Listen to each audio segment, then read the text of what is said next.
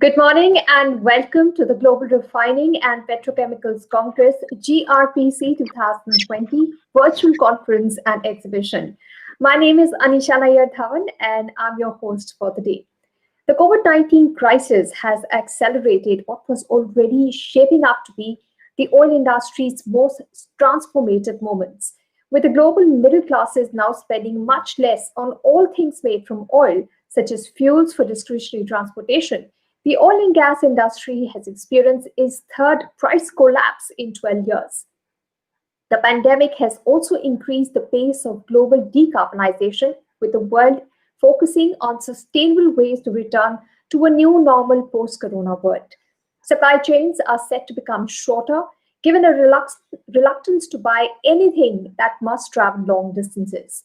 Reductions in air pollution levels during lockdown phase around the world have also sparked the need for long-term improvements in sustainable practices.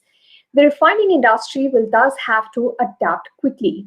In the face of lower prices and competitive margin pressures, those refiners who do not become smart will probably be left by the wayside. There is no doubt that agile refiners who are using automation, analytics, and artificial intelligence have had a faster response and turnaround time to the disruptions brought about by the corona pandemic.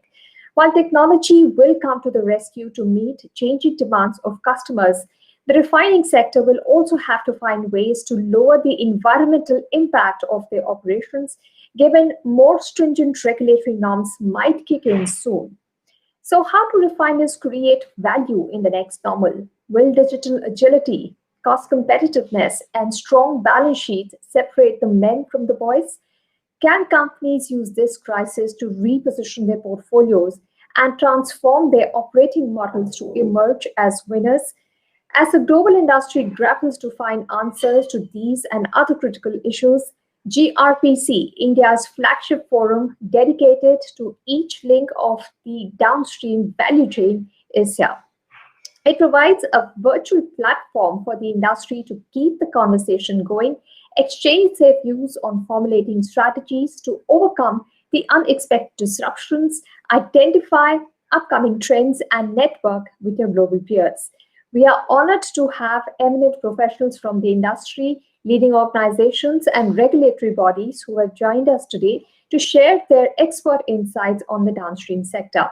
Addressing a range of key issues facing the industry, our panel of experts will help the audience in identifying the right fit for achieving excellence in innovation, sustainability, and safety, while also removing flap and obsolescence from every area of downstream operations.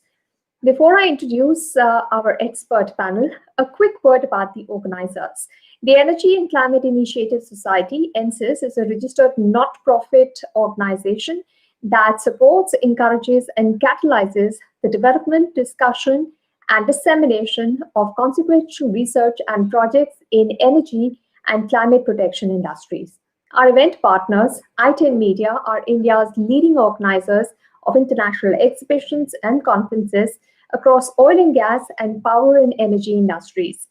i10 services its customers through its distinctive range of high-quality trade information services and marketing opportunities, delivering value-added business and networking opportunities for its customers. The organizers would like to pay their respectful homage to late Shri Anand Kumar Ji, former Director, R&D, Indian Oil Corporation, who left for his heavenly abode on 30th August this year. Shri Kumar was the honorary chairman of NCIS, and GRPC was founded in 2015 under his kind guidance. A selfless soul, fountainhead of knowledge, and a Karm Yogi, Shri Anand Kumar Ji was among the most loved and respected leaders of the oil and gas industry. He was an inspiration, a mentor, and a fatherly figure to thousands. His simplicity, humbleness, and willingness to help everyone who came in touch with him made him one of the tallest leaders in the oil and gas industry in India. GRPC 2020 is fondly dedicated in the loving memory of Sri Anand Kumar Ji. Om Shanti. I would now like to request Sri K.K. Jain, Executive Director, Center of High Technology, Ministry of Petroleum Natural Gas, Government of India, To kickstart the proceedings of this virtual conference and deliver his opening address, Mr. Jain has been working with Indian Oil since 1982 and has wide experience in downstream refining industry for more than 3.5 decades while working at various Indian oil refineries, corporate optimization, and business development groups. Thank you so much for joining us, Mr. Jain. Over to you. Thanks, Anisha. Eminent panelists, distinguished speakers, exhibitors, delegates from oil and petrochemical industries, ladies and gentlemen, good morning to all of you. It gives me immense pleasure and honor to welcome you all in the Global Refining Petrochemical Congress, the fourth edition, through this virtual conference and exhibition being organized by the Energy and Climate Initiative Society, ANSYS, founded by late Sri Anand Kumarji, the honorary chairman ANSYS, and also the former director R&D, Indian Oil Corporation, a visionary, a mentor. Sri Anand Kumarji was a great fighter and a leader. He made immense contribution to the oil and gas community while working in different roles at Indian Oil Corporation and also as honorary chairman ANSYS. Dear friends, the world is going to add roughly 2 billion people in next 30 years, including millions more in India. Hence, world will require more and more energy. There is a broad consensus that the greenhouse gas emissions are leading to global warming. Widespread consensus is also growing that the transition to zero carbon energy sources should be accelerated to mitigate the impact of global warming and its associated changes that are coming to our society. In fact, the oil gas companies are now changing their strategies from oil companies to integrated energy company, focusing on all sources of energy to provide energy affordability, energy reliability, and carbon neutrality. Recently, the Japan government has announced its commitment to bring carbon neutrality by 2050. India faces dual challenge of meeting its growing energy demand while reducing GHG emission as per its commitment. Thus, it will require a rapid scaling of a wide spectrum of energy sources and technological solutions focused on cleaner and renewable energy. The world is passing through a crisis never seen before by the humankind. The series of lockdowns and the restrictions to prevent spread of COVID-19 virus has led to severe restrictions and dent on global economic activities. In fact, a reset button has been pressed to have a fresh look on all economic activities due to change in business style, change in behavior, and also the living style. As per IEA, the global energy demand is set to drop by 5% in 2020, energy related investment by around 18%. The impact varies by types of fuel. However, it is estimated that the oil demand will fall by around 8%, natural gas demand by around 3%, and coal demand by 7%, in contrast to the rise in contribution of the renewables and with solar at the center of electricity generation. An unprecedented decline in crude oil demand has sent a shockwave across the global oil and gas industries, forcing them to rethink and re-strategize for sustainable business. Amidst all this, how would the market will fare in short-term and long-term basis due to change in business style and inroads of IT and OT technology solutions? How will the development of electric vehicles, biofuels, and renewable power will affect the oil and gas business? The GRPC 2020 is going to provide a right platform to bring together the refining and petrochemical community from India and abroad to discuss and deliberate the theme. The next generation downstream industry is smart to sustainable. This one-day event is designed to ensure that emerging key issues are discussed and addressed in a holistic manner in a way that we can deepen our understanding on the issues and prepare us with the solutions to address the challenges through new opportunities that are now available through state of art process technologies, next generation catalyst, and advanced digital IT and OT solutions. I'm sure that GRPC 2020 will provide us opportunity to equip us with right kind of solutions and thought process to make refining and petrochemical business future ready with agility and sustainability. With this, I wish to thank ANSYS team to provide me an opportunity to share my views, and I am happy to extend my best wishes for great success of this event. Thank you. Many thanks, Mr. Jain, for your address. Very important points raised by you that today oil and gas companies want to be seen as energy companies and not just be focused on the type of energy. They have to be sustainable and they have to be holistic. Thank you so much, sir.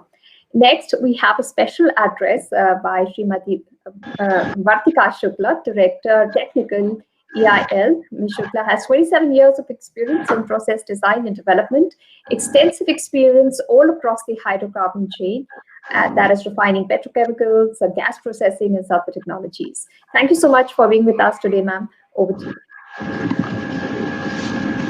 Thank you, Anisha. Am I audible, Anisha? Yes, ma'am, we can hear you. Please go ahead. So good morning to all, and good morning to the distinguished panel, which is here with us in the inaugural.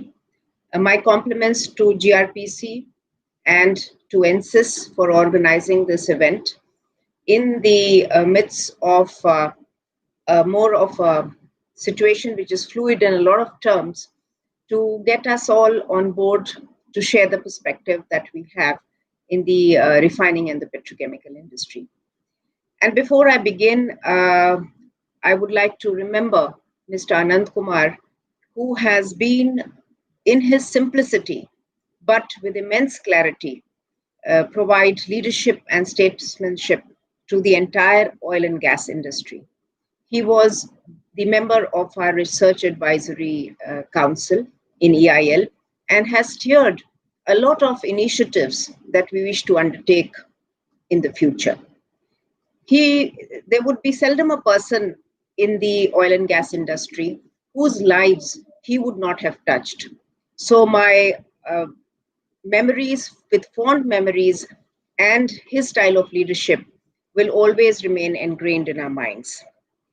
Now, this is the kind of leadership in the world that we are today, is very important to bring together an integration of diverse priorities, diverse positioning, diverse needs, diverse aspirations. And the challenge is not just in the oil and gas industry, but this challenge lies in leadership all across the globe and faces each and every dimension of the industry. Specifically, as EDCHT has mentioned, the imperative to give each citizen of the nation clean air, lower the GHG emissions and CO2 emissions is in complete dichotomy to provide clean, sustainable, and affordable energy to all, which each and every citizen has an absolute right to. And this is necessary because if we see an average person in India, they consume, the US citizen is almost 12 times that the energy is consumed in India. So it is definitely each and every citizen's right and necessity that the density of energy and the quantum of energy per capita is increased.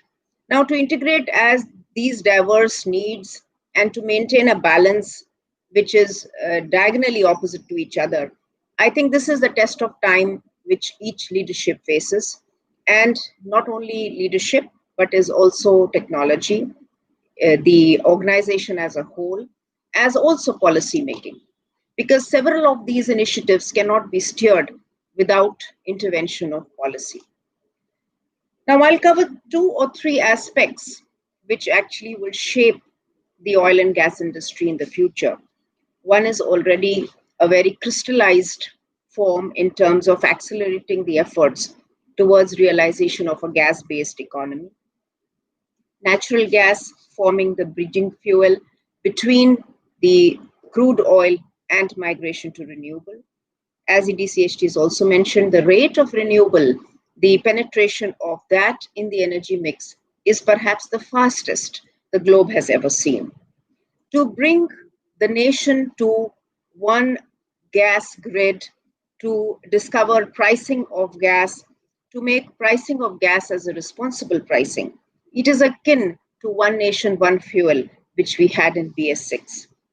The platform for gas marketing, which is in its initial stages, but the global pricing of LNG and the rising demand, coupled with the need of climate change, has actually given the impetus to this platform to grow in the future. EIL, as a responsible organization and with a strong technical team, has also undertaken several studies in all sectors, in particular refineries, to see the impact in the increasing of GRM with continuous gas penetration into its fuel mix. The second thing which I would like to touch upon is, as we see refining industry, it is going to go more and more integrated. We have been saying this for several years, that each and every molecule from the refinery stream has to be monetized. But as we see other sectors which are undergoing disruption, here also the penetration of the crude to chemical technology, which will have a kind of a place in the configurations in the refinery of the futures, will need to have examining both for brownfield projects as well as grassroots projects. The percentage of petrochemicals which were incidental and later on purpose can be enhanced to almost 45 to 70% of crude in case we adopt the refining and the crude to chemical technologies. Of course, these technologies, like several others which the industry has adopted, are in a stage of evaluation, but it is not very far away where they will actually form the main crux of the refinery investment and configuration. And I say that because there is going to be we see that there is likely to be a change in the way the transportation sector is being looked at, and the way policy initiatives and the way the thrust is given to bring up the sector with the various kind of fuels penetrating into the transportation sector. Now, besides this aspect, when we look at other petrochemicals, we look at intermediates, there is a lot of changes which the industry has to adopt in terms of supply chain, particularly for the petrochemical intermediates. That is a whole new dimension and a whole new business which has to be looked at from end to end by the oil marketing companies. And as was stated, turning energy companies, oil companies into integrated energy companies is part of this game. Now, as for the industry, EIL has been always upfront in giving the state-of-art designs in the crude and vacuum unit. We have over 35 technologies which are either ours or owned jointly with our partners, and these technologies, which are in the realm of Atmanirbhar Bharat, is a continuous improvement process and are ready to be deployed both in brownfield and grassroots projects. We are also prepared to go forward in the future dimension of crude to petrochemicals and examine these configurations in view of the changing technology options which are available in terms of residue processing, residue hydroprocessing, residue hydrocracking, and conversion of a lot of building blocks into very valuable intermediates and petrochemicals. Now, the third thing which I mentioned a while back in terms of the changing nature of transportation, the disruption in mobility, as to say,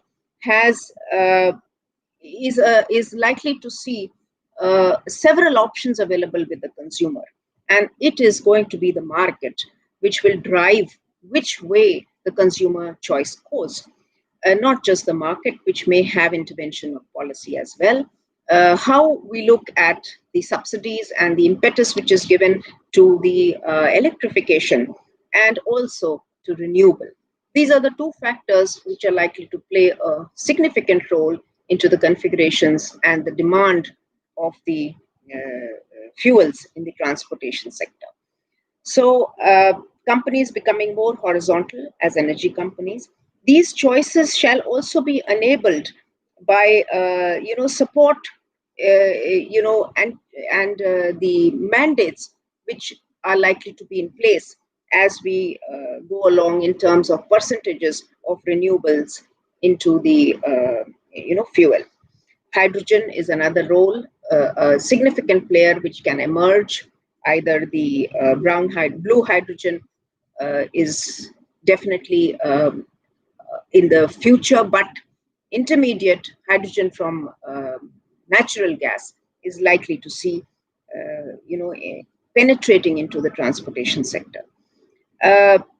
With respect to the area of biofuels, the options are plenty. Of course, the competing feedstock, the feedstock has to compete with various end users, and whichever is the most beneficial route towards either making the biogas or bioethanol, or looking at some of the feedstocks to renewable diesels, renewable ATF. These are the areas which will blend along with the refinery.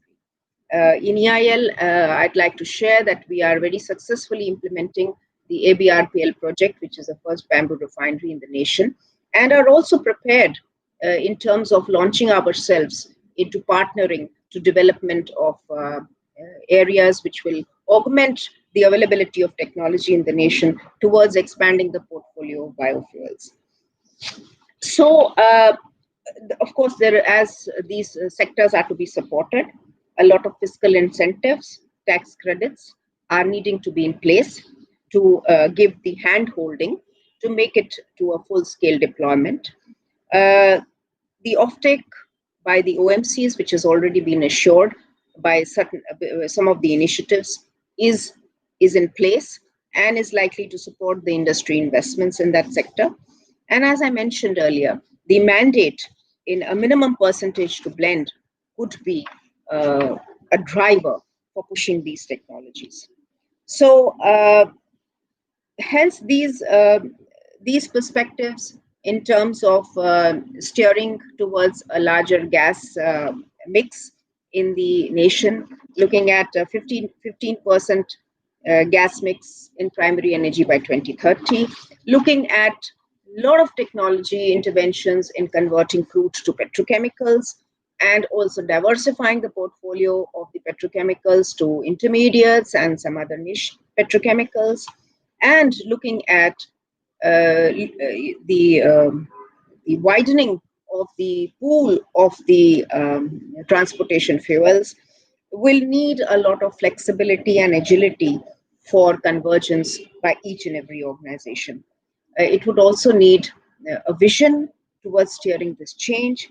While maybe in our functional lifetime, it may not see a huge impact, but then each of us have to prepare, the organization has to prepare to be ready for change as and when it comes, so that it doesn't take anybody by, it gives the ability for the company to diversify the portfolio and be having the sustainable growth.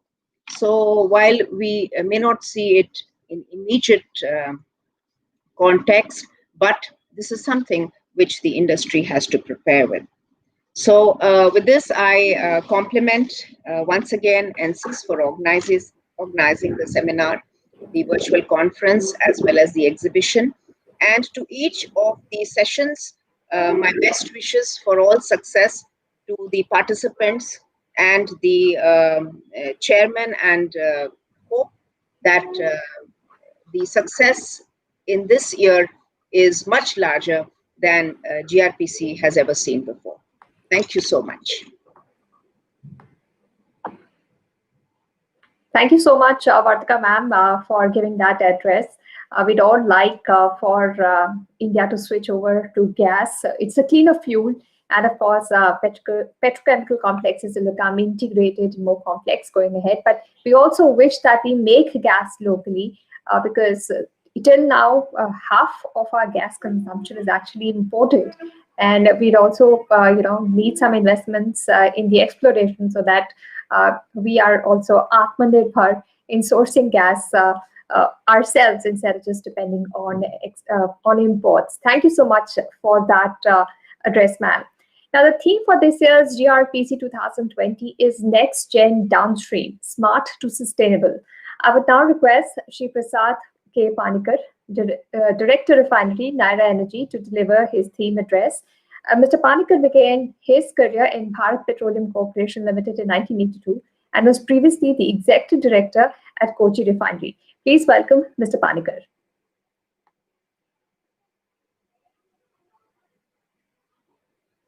Mr. Panikar, I think you're on mute. We cannot hear you. If you could unmute yourself. Unmuted. Yes, I can hear you now, sir. Please go ahead, sir. Okay. Thank you. Is it okay now?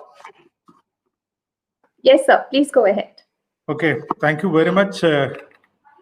Let me first express my gratitude to the organizers of GRPC 2020 for this great opportunity.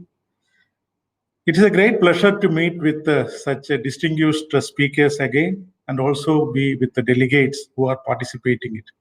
But also I express my tribute to the great Anand Kumar for being instrumental in such conferences.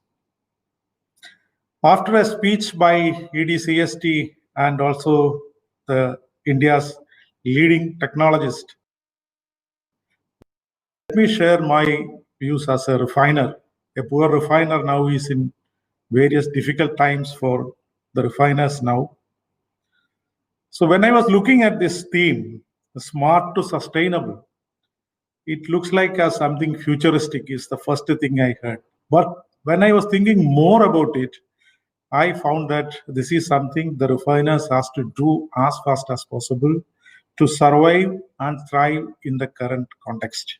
So that is why I would appreciate again the organizers for bringing such a platform to discuss our issues, current issues. Friends, we are seeing many noises in the market where this energy is going. Sri K.K. Jain was speaking about gas, energy demand. Vartika was speaking about again gas, biofuel, and also resid upgradation. There are such voices are there, which we are all, most of us are actually eagerly waiting how it is going to evolve. Some of the positive vibes in the market is that India is going to almost double the energy demand by 2050. So currently we are almost 7% in global demand. We are going to be 11% by 2050. A good news for energy business people. So another is that refining capacity has to go up from 250 million, the current 250 million, to almost 400 million in the near future, maybe in 10 years. These are all optimism because we have to grow. The demography, our aspiration to grow, or rather our requirement to grow and our ability to grow is the reason why we are so optimistic. At the same time, we started talking about if the peak oil is over, there are views, some scenarios saying that peak oil is already done in 2019, it is over. Some are saying that it is not yet, it is going to come only later. But there is a consensus, as both my previous speakers said, the energy transition is bound to happen. There is no choice, it is going to happen. And most of the people wish to happen this transition so rapid that we would be able to limit our climate damage to 1.5 degrees centigrade. The reasons are very, very obvious. People started talking about forest fire, cyclone, flooding. Everything is now connected with this atmospheric temperature 1.5 degrees, 2 degrees. And these impacts are quite visible. So we have to believe that this is going to happen. Commitments are there for a net zero emission. By 2050, many multinationals already declared their intention to be 2050. Some countries like Japan already saying a much earlier of 2035. And one day sooner, we also have to make a commitment when we are going to be net zero. In nutshell, business as usual is not sustainable, is very, very true. But today we need to discuss, are we ready for this transition as a country? Because we have to do, being a developing country, we have to do without impacting our growth potential, our growth aspiration. Being one of the leading developing countries, India is one country we have to be very judicious, careful, and selective in this process of transition, because we need billions and trillions of BTU in the coming years to ensure that our citizens are getting a decent way of life. Exactly as Ms. Vartiga said, they have every right to consume energy and have a good life. So that is our challenge right now. So this transition may be an evolution. That is that one view, that it is going to be not a very disruptive thing. It may happen in 30, 40 years. So we have enough time to adapt to all these changes. But another view is that we cannot afford to have such an evolutionary movement. We need to be very drastic. Otherwise, we are going to have serious consequences at a later date. Then transition is going to have major impact, both on life, both on economics. So we need to have some kind of an urgency to go to, or making it a little faster in going in. Many reports indicates that, as Mr. Jain also said, oil is going to stay here for a reasonable future, maybe up to 10, 20, 30 years, obviously at a lower share in the energy mix. The impact is going to be more profound on coal, but oil is going to be one of the players in this. Obviously, natural gas is going to have a more share along with the other evolving or emerging fuels. But oil is going to have a major share, and many believe that the capacity of oil, or the ability of oil generate capital, is going to be used in our evolution for the next generation or transition to the next fuel. So oil has to be seriously viewed different from the current context in the next 20, 30 years for us to be very successful in this transition. In this context, what are the refineries to do? That is the question. Now, I'm very happy that today we have got a lot of audience from refineries and petrochemicals. So since others have spoke about the global issues and the country issue, let me come back to what we need to do now. So we have to be smart enough. We have to be smart enough to first survive. For them, almost a year now, cracks are so small. We are unable to continue like this. Sustainability is in serious trouble. At least a percentage, maybe close to 20% of the global refining capacity, we will see closing down in 2020 and 2021 if we are going to have these kind of cracks and margins to continue. This is going to be a reality. But how we would be able to survive, especially refiners in India, has got a great potential, because we are still a growing thing. I am not talking about the interruptions that is created by COVID. This is not a major issue. This will go, maybe in next year it will go. We will come back to the previous demands, hopefully by 22, 23. So we have to look beyond that and see how we are going to manage this transition in a profitable way.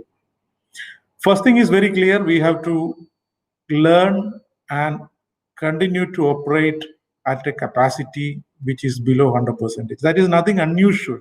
Only in India, we had the habit of operating at 110%, 20%. So this is up to 80 to 90% capacity is nothing unusual. That is the story happening in many, many other countries. So how to tune to this new reality, new normal, that how can we maximize our value from the refinery while we are operating at a lower capacity, potential is very, very high. Ms. Vartiya also said product mix is going to change immediately because there is going to be a difference between the ratio between gas oil and gasoline is going to be different. Because if you see the trend, that is what is happening even before COVID between the diesel driven and gasoline driven vehicles. You can see a clearly evolving a trend that gasoline demand is going up. But most of our Indian refineries, unfortunately, designed for maximizing gas oil. So this is the thing we have to closely watch. We have to make a plan and be ready to invest at the most appropriate time. So Jane was talking about the new generation catalyst, a very extremely important thing. We have to look at it and we have to collaborate with the licensors and catalyst manufacturers to tune how to minimize the investment in the refinery, how we can address these issues by modifying the catalyst, which is obviously the low cost option. Fuel, we have to again look at it. Natural gas, we have to be a part of our fuel mix. Price discovery, as Vartiga said, India is going to see a major policy changes in the gas. Already we have started seeing it, a national gas grid, a price discovery mechanism. So we should, if the refineries are not yet connected with the natural gas, we should look at that possibility immediately and get it connected, because minimizing fuel cost and minimizing carbon emission from this fuel is going to be there, because almost 6 to 10% of the fuel, 6% is the refinery, and including the retail operations, excluding the automobile, 10% of the CO2 emission is being contributed by the refineries or oil companies. I'm talking excluding the automobile emission. So that 10% is a big number. So we have to expect some kind of a carbon tax. May not be soon, but we should be ready for that. So look at your fuel mix, ensure that the carbon emissions are low. Capital allocation in these difficult times has to be judicious. Difficult time doesn't mean COVID time, immediate future as well. Basically, because we have to be very clear how it is going to evolve, how this transition is going to be thing. So reconfiguration, if it is required, only if it is required, we have to attempt, because we have to add value from each and every molecule is a must, whether it is through fuel route, petrochemical route, that is going to be there. So benchmarking has to be very, very aggressively we have to do, because the energy intensity or any other benchmark things, we have to see and find out how globally competitive we are. Unless we measure ourselves, unless we identify the gap, we would find it extremely difficult to bridge it, and extremely difficult to have our capabilities built to compete in this market. Why this is going to happen? This transition is going to see many fuels. So fuel is going to be a choice of the customer. They will have oil-based fuel, they will have EVs, they will have green or blue hydrogen, they will have biofuel. So choice is there. So that is going to see a massive competition. So if you are able to operate your refineries with the minimum OPEX, then you are the successful thing. You have to compete with electric vehicles. Gasoline has to compete with electricity. Gasoline has to compete with the hydrogen fuel. So this is going to happen very soon. So that choice when customer has, we have to prepare for a day when we are competing not with another company of same product, with a totally different company with a different type of energy mix. That is the challenge immediately we have to address. Both the previous speakers spoke about petrochemical, whether it is from crude to chemical or whatever it be. The reality is that petrochemical is the hope for all of us. It is bound to grow as our people, our citizens growing on their status or standard of living. Petrochemical consumption is bound to go. We are much, much lower than the world average. We are much, much lower than in some of the developing countries. So it is going to happen even if the recycle technology evolves and recycle of petrochemicals is going to happen, which is going to be a reality, then still we have got a potential for growth. And refineries has got the best solution than independent refiners, independent naphtha crackers, or independent petrochemical. But if you are able to integrate very tightly the petrochemical with the refinery, we are going to be the most competitive, because the petrochemical normally survives based on the availability of feedstock, the OPEX, the CAPEX, and also the market. So most of the refineries are situated in such a way that we have got a strong marketing network. So it is extremely important that we have to find out, invest in petrochemicals. But which chemical? Plenty of petrochemicals. I know that all of you know that most thousands of petrochemicals, varying use, varying capex, varying requirement, varying environmental issues. So we have to be extremely careful where we are investing, which is this mix which is most suitable for us. That is the thing which we have to do. Safety, we have to be extremely careful, especially on process safety. Whenever we are talking about petrochemical, people are viewing us suspiciously, especially after the incident that recently happened in the LG Chemicals in Vizag. If you read the report, you will also be surprised with the way in which it has been organized, conducted. So process safety, whether it is in operation of refinery or petrochemical, we have to be extremely careful. We need to have, as a country also, I believe that we have got a long way to go on cultivating that behavior on process safety. Even now, we believe safety is something else. So process safety is something which I know that EAL is one of the agencies. I had a lot of opportunity to discuss about process safety. So we need collectively a lot of knowledge on process safety. We need to take care of that. Otherwise, a huge investment which we are expecting in petrochemical, probably there would be an issue. Last, my point is on digital. So there is no option. This is no more a choice. This is a necessity. This transition, we would be able to successfully maneuver, successfully complete only using digital tools. Otherwise, this is going to be completely disruptive. We have got great confidence that even if it is not evolution, if it is going to be little rapid, then if you're ready with the current digital tools to understand what is evolving, how it is evolving, how is our ability to adopt, these tools are available. It is quite surprising when we started learning about how AI and ML can do something for the refineries. It is amazing because we have the data with us. The refineries are generating data in minutes, millions of data. We have got a huge availability of data with us, and most of this data, I understand, compared to other industries, are clean data, because we want to operate a refinery, our instruments has to work, our data capture has to be there, because it is essentially very, very clean data, the best input for the new digital tools to understand where we are, how we can change, what is the way forward. So this is potentially not a choice, but we have to be very, very careful. People are talking about digital refinery. I'm unable to understand what it is, but let us have a detailed knowledge about what is this digital thing, how it is going to help us. And I'm sure that almost all refineries, almost all oil companies have already started. MOP NGOs also came up with a approach paper on using digital. This is extremely essential.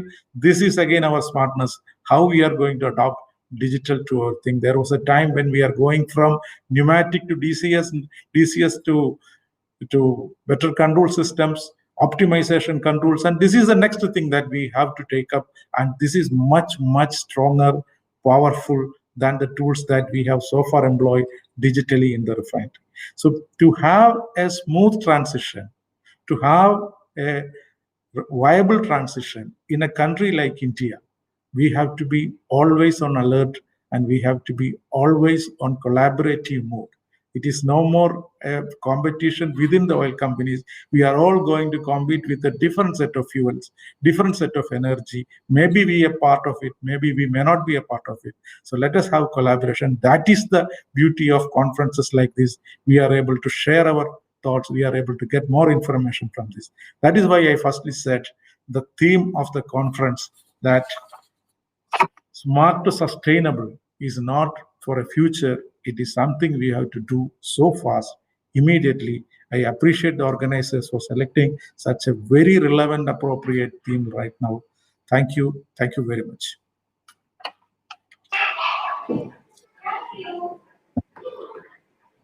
Thank you, Mr. Panikkar, for that address. Definitely, the per capita consumption of petrochemicals in our country is going to increase but being sustainable is something that we should do today and not put it off to tomorrow.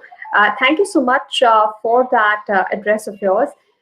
Shri B. Ashok, the CEO, RRPCL, the former chairman of Indian Oil Corporation, unfortunately could not join us today because of an emergency, but we look forward to hearing from him in the future. To conclude this inaugural session, I would request Shri B.N. Bankapur, former Director Refineries, Indian Oil Corporation Limited, to please deliver his closing remarks. Mr. Bankapur has more than 40 years of experience in oil and gas industry. He's a project management expert and one of the only 12 numbers of IPMA USA certified level A project directors in our country. Thank you so much for joining us, Mr. Bankapur. Over to you.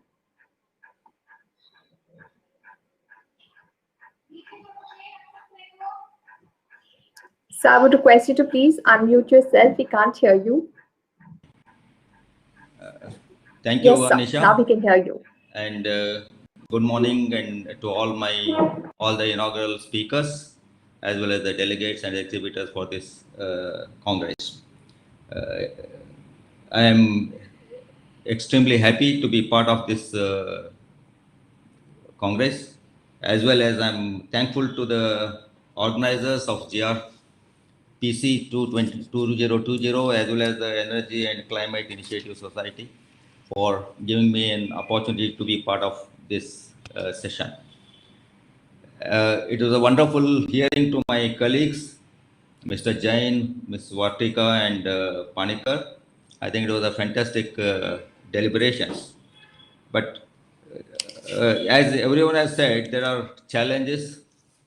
Of course, there's a need to shift from changeover to the newer ideas, newer activities, and compete with alternate fuels, alternate energy sources.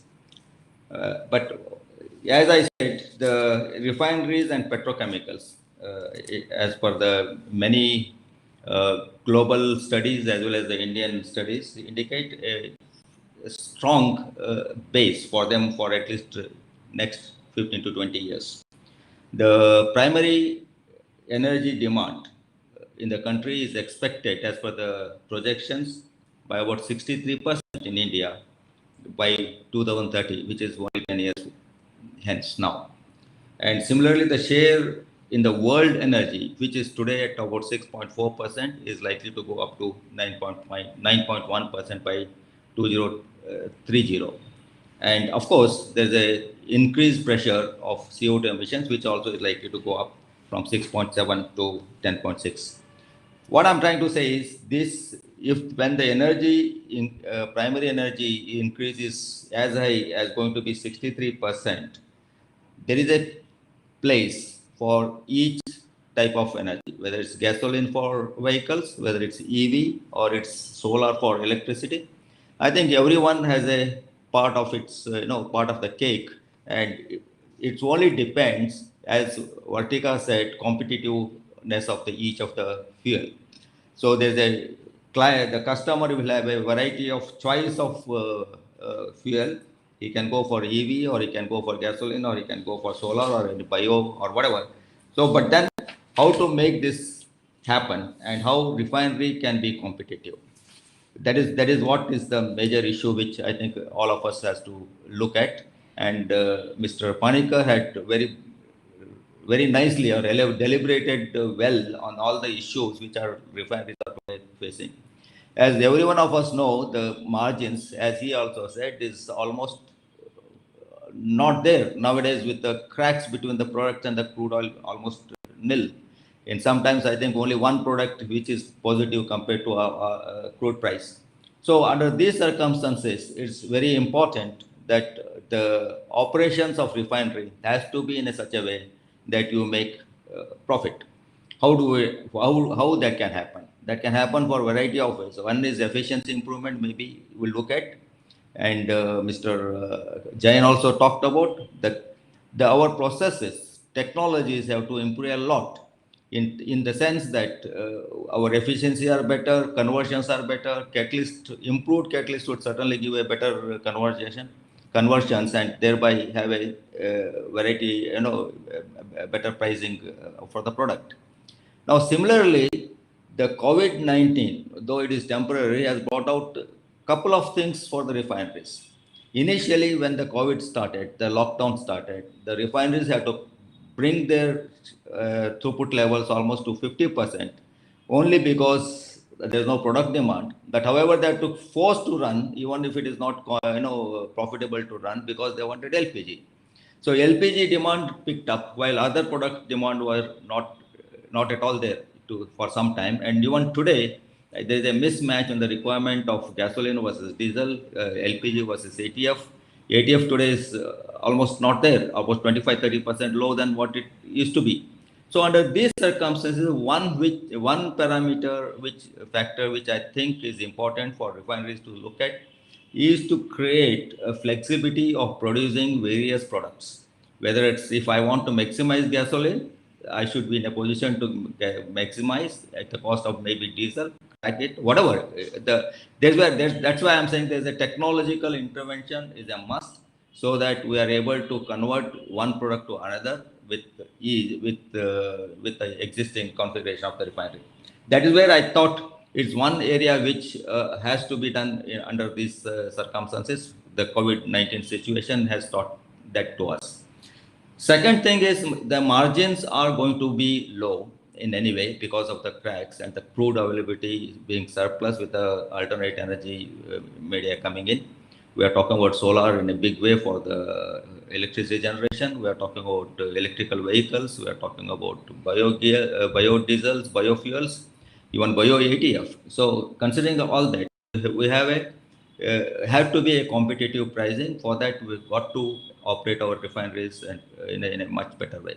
So how it can happen? One, I said, is improving the processes, and second is to increase their run lengths. I think today we got to take the shutdown by 2 to 3 years time. So if we can extend it to 4 to 5 years with better metallurgy or better operating conditions, why need to have a high operating conditions for hydrocracker? Let's say when we operate hydrocracker, we operate at 180 bar and 400 degrees centigrade. Why there could be some catalyst which could bring the operating condition to low, so our working cycle length or the turnaround goes longer.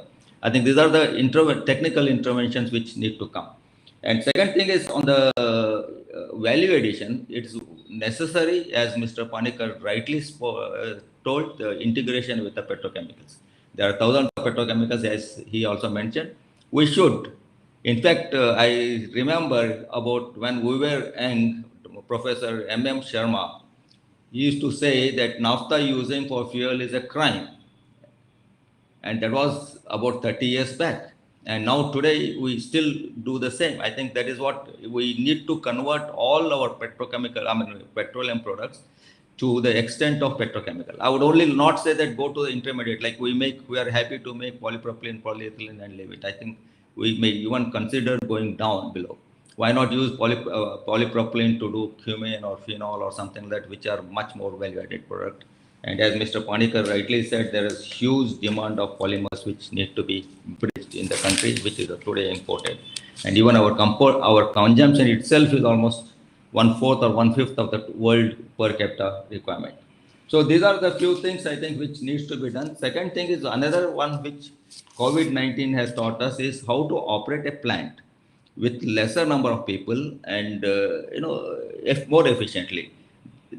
One way is to bring it more digitalized, as Mr. Panikar said. Also, why not have a control system somewhere away from the site and leave only operating people at the site? And that could be one area where the number of people at a refinery would be much lower, and avoiding the virus infection like it happened in some of the refineries where several people got into that. So that could be one area. And digitization and operating from a distance and controlling. It is not a new technology or something new. There are some companies already working on this. Like for example, some multinational company having hydrogen unit all over the globe, one control room, while the actual physical operation is done at site. So something like that we can think of rather than concentrating so many control, so many people on a control room in one place. These are some of the thoughts I thought I will share. Thanks to all the eminent speakers who have given valuable,